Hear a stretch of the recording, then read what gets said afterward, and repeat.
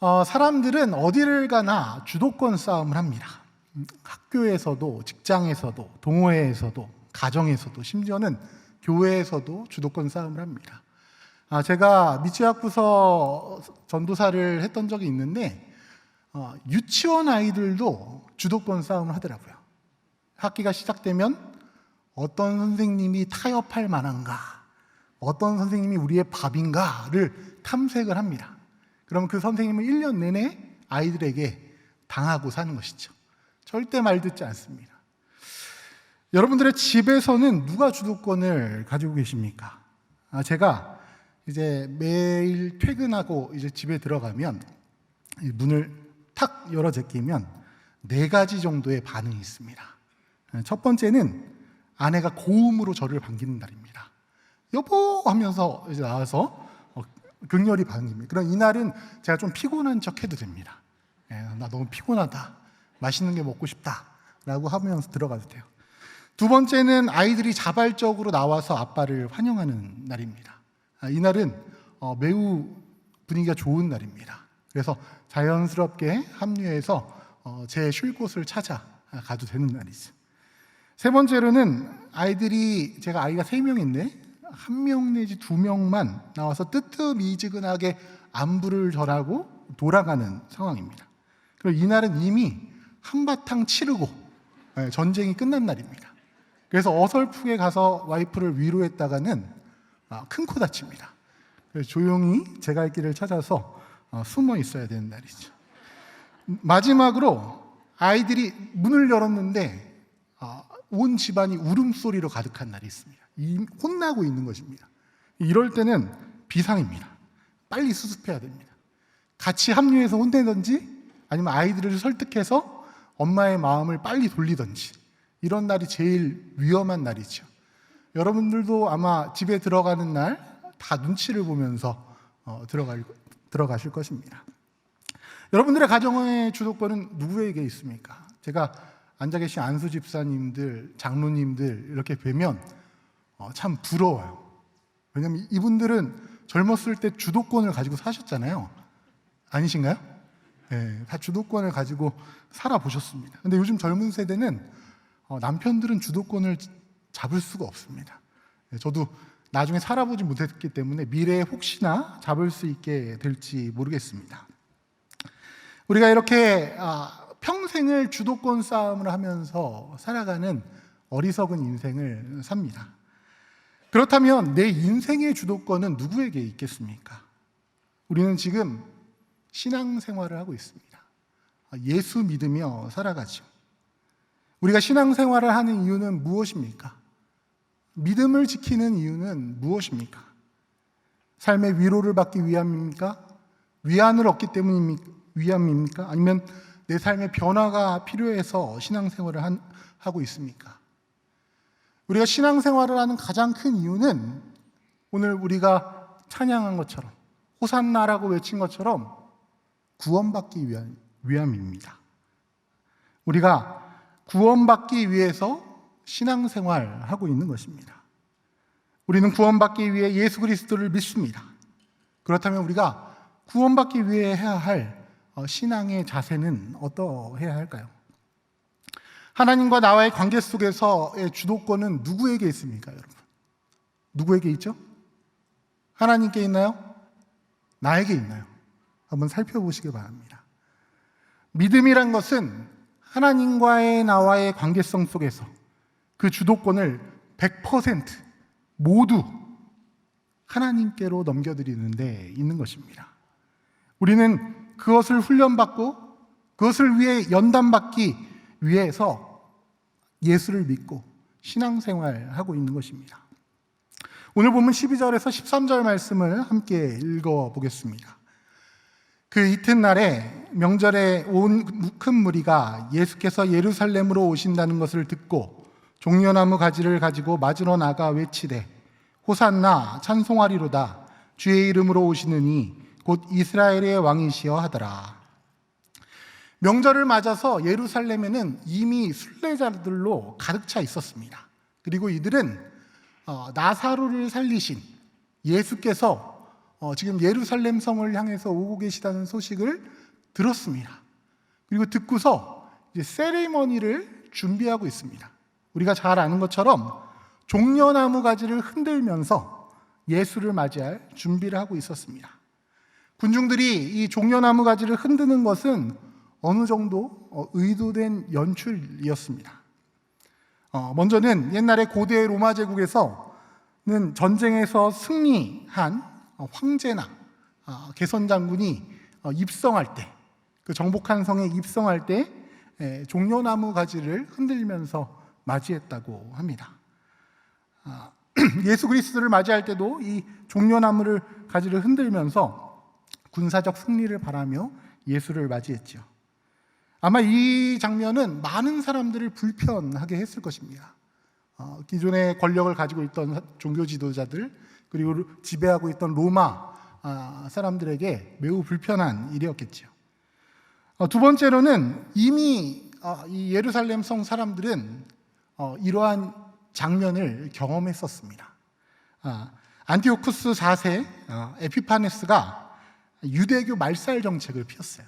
그래서 안식일에 예루살렘을 공격해서 예루살렘을 정복하고 또 유대 전통을 금지하고, 심지어 예루살렘 성전에는 제우스 신상을 세우고 번제단에는 돼지고기로 제사를 드렸습니다. 그러면서 이 유대교 말살 정책을 폈죠. 그런데 오히려 이렇게 핍박하고 유대교를 말살하려던 이 안티오쿠스 에피파네스의 정책이 유대인들을 들끓게 하는, 그 마음에 불을 일으키는 기폭제가 되었습니다. 우리가 잘 아는 마카비 형제들을 통해서 예루살렘이 탈환되었죠. 마카비 혁명의 기폭제가 돼서 예루살렘을 탈환하고 성전을 청결하게 했습니다. 형제들을 맞이하면서 흔들었던 것이 바로 이 종려나무 가지입니다. 그래서 예수님을 맞이할 때 이들은 다시 그때처럼 그때와 같은 영광을 우리가 되찾기를 원한다 하면서 이 종려나무 가지를 흔든 것입니다. 또한 이 성전을 되찾은 것을 기념하는 수전절에도 이 종려나무를 흔들면서 그 명절을 맞이했습니다. 예루살렘 성에서 예수님을 맞이한 사람들은 이제 과거의 영광, 또 우리를 군사적으로 일으켜줄 그 사람을 기다리며 이러한 장면을 연출하고 있었던 것입니다. 그러면서 이것을 해낼 만한 사람, 예수 그리스도를 왕으로 세우려고 한 것이죠. 그런데 여러분, 누가 왕을 세우는 것입니까? 왕을 세우면 좋은 일 아닌가 라고 할 수 있습니다. 예수님을 우리의 왕으로 세우면 좋은 일 아닌가, 그렇게 생각하실 수 있죠. 그런데 그 왕으로 세우는 주도권이 누구에게 있냐라는 것입니다. 누가 왕을 세우냐라는 것이죠. 처음 이스라엘 백성들이 왕을 요구할 때 사사기에 보면 그때 이스라엘에 왕이 없으므로 사람이 각기 자기의 소견에 옳은 대로 행하였더라라고 했습니다. 이스라엘 백성들은 자기들의 생각대로 이 땅에 다윗 통치 때의 황금기를 떠올리며 예수님에게 예전 사울 왕을 세웠던, 또 다윗의 통치를 통해서 황금기를 누렸던 그 일을 감당하기를 강요하고 있는 것입니다. 여러분, 우리가 인정하면 왕이 되는 것입니까? 우리가 인정하면 예수님이 왕이고, 우리가 인정하지 않으면 예수님이 왕이 아니십니까? 예수님은 과연 우리의 인정을 필요로 하시는 분이십니까? 우리가 마치 국회의원을 투표로 뽑고 대통령을 우리의 투표로 뽑아서 마음에 안 들면 다음 선거 때 심판하듯 우리가 예수님에게 무엇을 하십시오, 무엇을 해주세요 라고 요청할 수 있는 입장에 있는 것인지요. 예수님은 우리의 지지를 필요로 하지 않으시는 분이십니다. 우리 요한복음 3장 16절에서 17절 말씀을 함께 읽겠습니다. 하나님이 세상을 이처럼 사랑하사 독생자를 주셨으니 이는 그를 믿는 자마다 멸망하지 않고 영생을 얻게 하려 하심이라. 하나님이 그 아들을 세상에 보내신 것은 세상을 심판하려 하심이 아니요 그로 말미암아 세상이 구원을 받게 하려. 아멘. 우리가 잘 아는 이 말씀은 무엇을 전제로 하고 있습니까? 첫 번째로 이 땅에는 죽음이 있다라는 것입니다. 죽음에 이르는 길이 있다라는 것이죠. 예수님은 죽음 가운데 있는 우리에게 믿으면 무엇이 있다? 영생이 있다라고 말씀하셨습니다. 그리고 온 세상의 구원을 위해서 하나님이 예수 그리스도를 이 땅 가운데 보내셨다라고 합니다. 그렇다면 우리가 할 일은 무엇입니까? 여러분, 단순합니다. 예수님을 믿으면 됩니다. 우리의 인생의 모든 주도권을 예수님께 넘겨드리면 되는 것입니다. 우리가 예수를 왕으로 세우는 것이 아니라 예수께서 이 땅에 왕으로 오셨음을, 또 스스로 왕이 되셨음을 믿는 것입니다. 그분께 우리의 인생의 주도권을 완전히 넘겨드려야지만 우리는 죽음의 길로 가지 않고 영생을 누릴 수 있는 것입니다. 오늘 보면 9절에서 11절 말씀에는 예수님이 나사로를 살리심으로 죽음을 이기시고 생명의 주가 되셨음을 이야기하고 있습니다. 이로 인해 예수님은 자기 백성, 곧 우리 죄를 대속하시사 죽음을 당하시기 위해 종려나무 가지를 흔드는 그 군중의 사이를 뚫고 예루살렘 성에 입성하셨습니다. 예수님은 우리가 왕이 되라라고 요청해서 왕이 되신 것이 아니라 죽음을 이기심으로 나사로를 살리시고 죽음을 이기셨다는 그 표적을 통해서, 그 예표를 통해서 죽음을 이기신 생명의 주요 우리의 왕이 되신 것입니다. 예수님은 우리의 기대와 지지와 인정을 필요로 하신 것이 아니라, 그것을 힘입어 왕이 되신 것이 아니라 스스로 죽음을 이기심으로 우리의 온 세상의 왕이 되셨습니다. 그럼에도 불구하고 우리에게는 우리의 기대대로 왕을 세우려는, 또 우리의 생각대로 우리의 왕을 세우려는 죄성이 우리 안에 있습니다. 이 죄성 때문에 우리는 날마다 기도할 수밖에 없고 날마다 말씀을 상고해야 합니다. 그러나 우리의 기도와 신앙의 행위들 가운데서도 우리는 기도하면서도, 하나님의 말씀을 보면서도, 또 봉사하면서도, 헌신하면서도 여전히 그 주도권을 놓지 않으려는, 나의 뜻을 관철하려는 그 죄성으로부터 자유롭지 못한 존재들입니다. 우리는 그래서 날마다 실패하고 넘어집니다. 주도권을 놓지 않으려고 하기 때문입니다. 여러분들 다 양육 받으시지요? 작년, 올해 다 양육 받으시느라고 여러 가지로 애를 쓰실 텐데, 여러분 양육의 가장 큰 유익이 무엇일까요? 몰랐던 것을 아는 것일까요? 어떤 자격을 얻는 것일까요? 내 신앙이 성장하는 것일까요? 양육에 저는 몇 년 동안 양육을 하면서 또 목회를 하면서 양육의 가장 큰 목적은 나의 주도권을 하나님께 넘겨드리는 훈련이라고 생각했습니다. 주님께 주도권을 100% 내어드리는 연단과 훈련입니다. 얼마나 힘듭니까? 8주 동안 퇴근 후에 저녁도 못 먹고 그 시간을 구별하여 하나님께 그 훈련받으러 나와야 합니다. 그 8주 동안 모든 것을 뒤로하고 순종하는 그 마음이 8주 동안 배운 것이 하나도 기억 안 나도 하나님은 하나님 앞에 8주의 시간을, 12주의 시간을, 16주의 시간을, 저희 교회는 12주, 16주 훈련이 있었어요. 그런 시간을 하나님 앞에 드린 그 성도의 순종, 그 주도권을 하나님께 드리는 그 성도의 마음을 하나님께서 기뻐 받아주시고 또 그것을 통해서 우리의 신앙이 성장하게 하는 것입니다. 어떤 자격을 얻기 위해서 양육을 받는 것이 아니라 내 신앙적 지식이, 성경적 지식이 크기 위해서 양육을 받는 것이 아니라 내 인생의 100% 주도권을 하나님께 드리는 그 신앙의 태도를 훈련하는 것이 모든 양육의 공통적인 유익인 것입니다. 양육뿐만 아니라 교회에서 성도들에게 제하는 모든 신앙 행위들이 그러한 목적과 그러한 목표를 가지고 이루어져야 할 것입니다. 그래서 우리는 우리 인생의 모든 주도권을 주께 드려야 할 것입니다. 예수님은 죽음을 이기심으로 생명의 주요, 우리의 왕이 되셨습니다. 우리의 기대와 지지와 인정을 필요로 한 것이 아니라 우리가 주도권을 온전히 넘겨드릴 때 예수님께서 우리의 구주가 되어주시고 우리의 생명의 주가 되어주실 것입니다.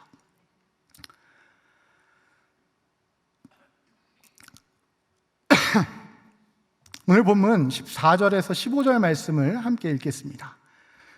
예수는 한 어린 나귀를 보고 타시니 이는 기록된 바 시온에 따라 두려워하지 말라. 보라, 너의 왕이 나귀 새끼를 타고 오신다함과 아멘. 요한복음 6장에서 이미 군중들은 보리떡 5개와 물고기 2마리로 5,000명을 먹이셨을 때 예수님을 억지로 잡아 임금으로 삼으려 했습니다. 군중이 예수님을 쫓았던 이유는 무엇입니까? 예수님을 자신들의 필요를 채워주실 수 있는 분으로 보았기 때문입니다. 자신들의 오랜 기다림, 다윗의 자손이 다시 그 다윗의 황금기를 재현할 것이라는 그 오랜 기다림을 충족하실 수 있는 분으로 생각했기 때문입니다. 그래서 그들은 예수님을 붙잡아 자신들의 지도자로, 왕으로 삼으려고 했습니다. 그러나 그들은 예수님이 누구신지 전혀 깨닫지 못했습니다. 이스라엘 백성들은 여전히 주도권을 잡으려고 합니다. 압제에서 벗어나 자신들이 선택받은 사람들로서 이제 우리를 압제하는 로마의 그 압제에서 벗어나 이 땅에서의 패권을, 또 세상 가운데서의 패권을 잡는 것이 예수님을 왕으로 삼고자 하는 이스라엘 백성의 목표입니다. 하나님께 믿음으로, 우리의 간절한 마음으로 기도하는 것은 너무나도 좋은 일이죠. 우리는 여러 가지 목적을 가지고 하나님 앞에 기도합니다. 그런데 여러분, 여러 가지 기도 제목으로 기도하지만 제가 배고파서 하나님 먹을 것을 주세요 라고 기도하고 그 양식을 먹더라도 조만간 다시 허기를 느끼게 됩니다. 제가 병이 걸려서 치유되더라도 결국 언젠가는 죽을 수밖에 없는 육신을 가지고 있습니다. 제가 억압당하다가 해방되었다 하더라도 곧 다른 정사와 권세의 노예가 되는 것이 이 세상의 모습입니다. 그런데 예수님은 이러한 것들을 넘어서서 예수 그리스도를 왕으로 인정할 때 예수님은 우리에게 진정한 평화와 화평을 주시는 분이십니다.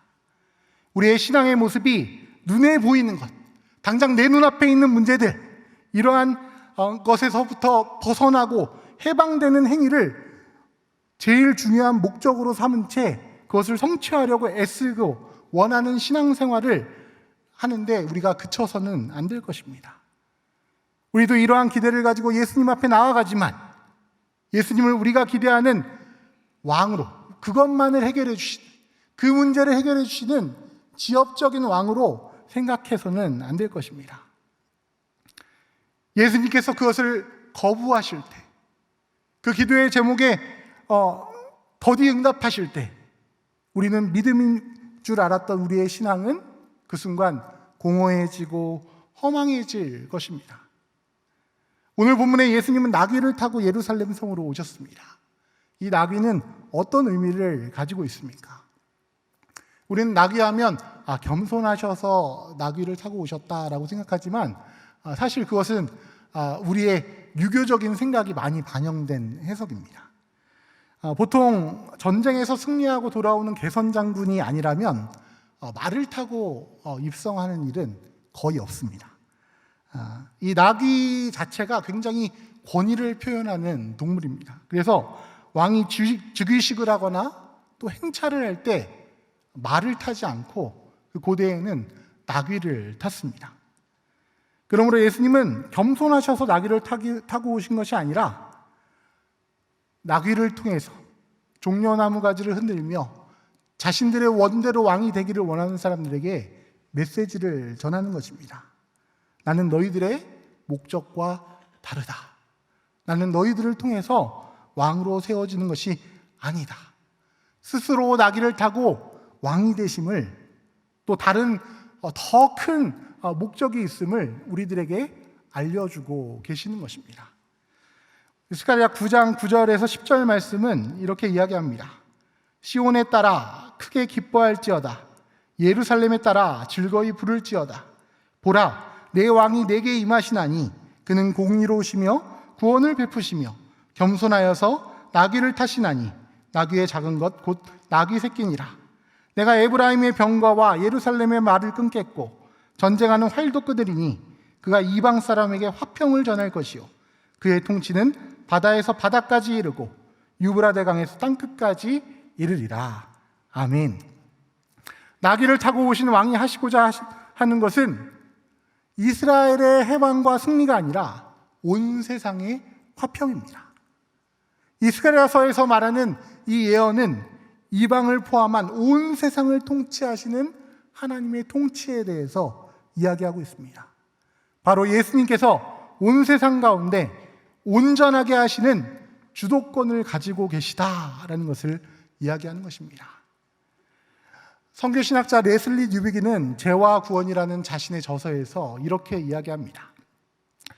예수의 죽음과 부활을 통하여 우리는 회개하고 하나님의 자녀로 다시 태어났고 지금은 하나님의 영과 교제하며 살고 있다. 그러나 동시에 우리는 여전히 세상 속에 살고 있다. 우리 모두는 여전히 죄와 죽음의 권세 아래에 있는 이 세상의 일부이다. 그러므로 우리는 일종의 이중적인 존재 양식을 갖고 있는 셈이다. 우리는 지금 이미 구원을 맛보고 있다. 그러나 하나님의 사역이 완수될 때까지는 완전한 구원을 누릴 수 없다. 온 세상을 구원하는 것이 하나님의 목적이기 때문이다. 그분은 이기적으로 자신의 행복만을 원하는 소수의 사람들을 세상에서 데려가기를 원하지 않으신다. 그분은 세상을 사랑하기에 온 세상이 구원에 이르기를 바라신다. 그러므로 하나님의 영을 받은 사람들도 이와 같이 사랑과 갈망을 공유하게 될 것이다. 그러므로 온 세상을 구원하려는 하나님의 목적이 성취되기를 갈망하고 바라며 그것을 위해 기도하고 일하는 것이 우리가 영위하는 그리스도인다운 삶이다. 우리의 기대와 욕구와 욕심을 내려놓고 우리의 힘으로 주도권을 잡으려 하지 말고 죽음을 이기신 예수 그리스도께서 예수 그리스도께 모든 주도권을 넘길 때 우리는 예수님이 온 세상 가운데 베푸시는 그 구원의 놀라운 능력에 참여할 수 있는 것입니다. 우리는 하나님과의 진정한 관계, 예수님과의 진정한 관계의 회복을 이루어야 합니다. 이 관계의 회복은 모든 주도권을 우리가 주께 드리는 데 있습니다. 하나님이 보내신 자를 믿고 그분만이 유일하게 생명을 주시는 분의 현존이라는 것을 우리는 깨달아 알아야 할 것입니다. 하나님의 충만함으로 가득 채워질 것이라는 약속은 믿는 우리가 완전히 자기를 비울 때에만 이루어지는 것입니다. 오늘 본문 16절에서 17절 말씀을 읽어보겠습니다. 제자들은 처음에 이 일을 깨닫지 못하였다가 예수께서 영광을 얻으신 후에야 이것이 예수께 대하여 기록된 것임과 사람들이 예수께 이같이 한 것임이 생각났더라. 나사로를 무덤에서 불러내어 죽은 자 가운데서 살리실 때에 함께 있던 무리가 증언한지라. 성경은 뭐라고 증언합니까? 이 예언이 하나님이 나귀를 타고 오신 예수님, 종려가지 나무가지로 입성하신 예수님에 대한 이 예언이 이루어진 것이 무슨 뜻인지, 예수님이 어떤 왕이신지, 어떻게 왕이 되셨는지를 깨닫지 못하였다라고 합니다. 여러분, 예수님이 우리 왕이시다라는 것을 우리 스스로 깨달을 수 없습니다. 양육을 받는다고, 훈련을 받는다고 깨달아 알아지는 것이 아닙니다. 우리에게 주어진 선물이 무엇입니까?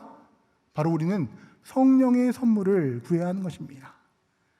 고린도전서 12장 1절에서 3절은 이렇게 이야기합니다. 형제들아, 신령한 것에 대하여 나는 너희가 알지 못하기를 원하지 아니하노니 너희도 알거니와 너희가 이방인으로 있을 때에 말 못하는 우상에게로 끄는 그대로 끌려갔느니라. 그러므로 내가 너희에게 알리노니 하나님의 영으로 말하는 자는 누구든지 예수를 저주할 자라 하지 아니하고 또 성령으로 아니하고는 누구든지 예수를 주라 할 수 없느니라. 봉사하고 양육받아서 예수 그리스도를 주로 고백하는 것이 아니라 하나님 앞에 온전히 순종하며 내 생각과 내 인생과 내 모든 주도권을 다 내려놓고 예수 앞에 나올 때 예수님은 그때 우리를 성령으로 충만하게 하십니다. 우리의 주도권을 내려놓을 때 우리는 드디어 보혜사 성령님의 도우심을 받을 수 있는 것입니다. 우리는 내 인생의 주도권을 죽음을 이기시고 생명의 주 되신 스스로 우리의 왕 되신 예수님 앞에 온전히 내려놓고 우리를 위해 생명의 주요 온 세상의 왕 되신 예수님께서 이루시는 그 화평을 보고 또 그 자리로 우리를 부르실 때 나아가 그 은혜를 나누는 하나님의 자녀가 되어야 할 것입니다.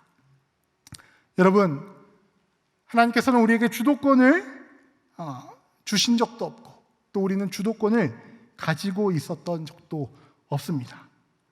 오직 말씀이 육신이 되어 이 땅 가운데 오셔서 우리를 구원하시는 예수 그리스도만이 우리 인생의 주도권을 가지고 계십니다. 우리 인생의 모든 주도권을 하나님께 예수 그리스도에게 내어드릴 때 호산나 찬송하리로다 주의 이름으로 오시는 이 곧 온 세상의 왕이시여 라는 이 고백이 하나님께서 기뻐 받으시는 고백이 되시며 또 우리에게 응답하시는 고백이 되어질 줄 믿습니다. 여러분, 곧 이제 내일부터 특별 새벽 기도회가 시작됩니다.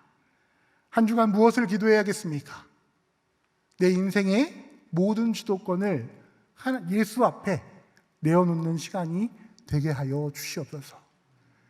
보혜사 성령님, 나를 도와주셔서 성령 충만하여 오직 예수를 나의 왕으로 고백하는 주의 성도 되게 하여 주시옵소서. 그 구원의 은총을 베푸신 왕 되신 예수님을 맞이하시고 또 그 예수님께서 온 세상 가운데 베푸시는 그 화평의 사역에 참여하시는 우리 상담교회 모든 성도님들 되시기를 간절히 축원합니다. 기도하겠습니다. 사랑과 은혜가 충만하신 아버지 하나님, 감사합니다. 우리를 위하여 이 땅에 오셔서 우리를 위하여 십자가 지시고 또 우리의 죄성 가운데 잘못된 그 부르짖음과 잘못된 요청으로 예수님을 맞이하였던 우리의 죄된 마음을 주님 앞에 고백하며 용서를 구합니다. 하나님, 회개하오니 우리의 죄를 사하여 주시옵시고 온전히 하나님 온 세상을 화평케 하시는 그 하나님의 놀라운 은혜에 참여할 수 있도록 인도하여 주시옵소서. 예수 그리스도 이름으로 기도드립니다.